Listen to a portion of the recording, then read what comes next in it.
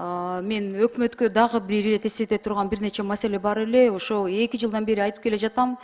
1-Май районунда Панфилов 15 көчөсүндө бир жетим имарат бар да. Ошол соцфонддун кызматкерлери 30 жылдан бери жашап келишет. 2 жылдан бери эсин таап, оформление кылып бериңиздерчи деп суранып жатышат. Мен уже уялып атам да, алар чалсачы. Алар мен эмне деп жооп берерин билбей жатам да. Мэрия, кадастр, соцфонд жоопторуна бир нече мындай улам переписка болуп жатат, бирок өкмөттө комиссия түзүлөт деп канча 2 жылдан бери айтылып келе жатат, баш аягы жок да. Аягында деген ошол жумушчу топ түзүш керек деп айтылганы менен бул жарандар кайрылып атат да. Эми сиз депутат болгонуңузда мөөнөтүңүз өтүп кетсе деле кийинки депутатка да кайрылсак да өкмөт чечпейби деп аябай уят кылып атасыңар да. Ошо мен суранат элем, ушуну бир көзөмөлгө алгылачы деп. Андан тышкары мага география сабагын берген мугалимдер кайрылып жатышат да. Бүгүнкү күндө эми билим берүү системасында, система жөнүндө билесиздер, системасында география биринчи эми өйдөмдүк тепкичтердин биринчисинде турат да. Анан естественные науки тизмесинде киргизип беришсинчи деп кайрылып атат. Эми бунун себеби эмне десем, мурдакы министр деген бул деген гуманитарный наука деп ошака киргизип коюп, түпкү маңызында деген ошол география берген сабакты берген мугалимдердин акысын көтөрбөйлү деген ошонун эле негизи деп атышат да.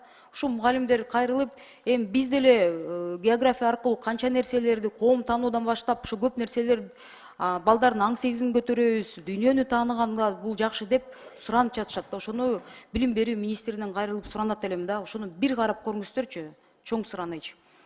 Андан тышкары эми бул мен ойлойм көпчүлүк аялдарды Кыргызстан боюнча жалгыз гана мен округуман кайрылган аялдар гана эмес, бүт Кыргызстан боюнча кайрылган көпчүлүк үй бүлөлүү же үй бүлөсү жокпу айымдардын оорчундуу маселеси да, бул балалуу болуу боюнча.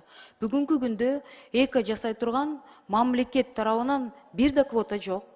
Бир да мамлекеттик клиника да жок да. Бүт жеке клиникага биздин жарандардын колунда барбы, жокпу? Колунда бар болсо мейли. Бир кайрылганга эко жасаш үчүн 500 000 сом. 2 жолу кайрылса бир жөн.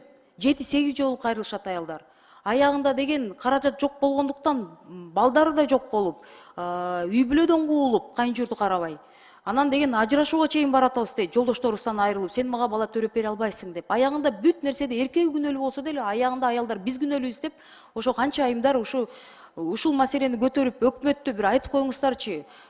Саламаттык сактоо министрлиги, өзгөчө өкмөт бул чоң каражат, бир процедурасы 500 000. Казакстанда болсо атайын квоталар бар экен да. 300-400 аялдарга квота берилет экен. Эмне биз ошого жарабайбызбы деп, мы не заслуживаем деп кайрылып атышат да.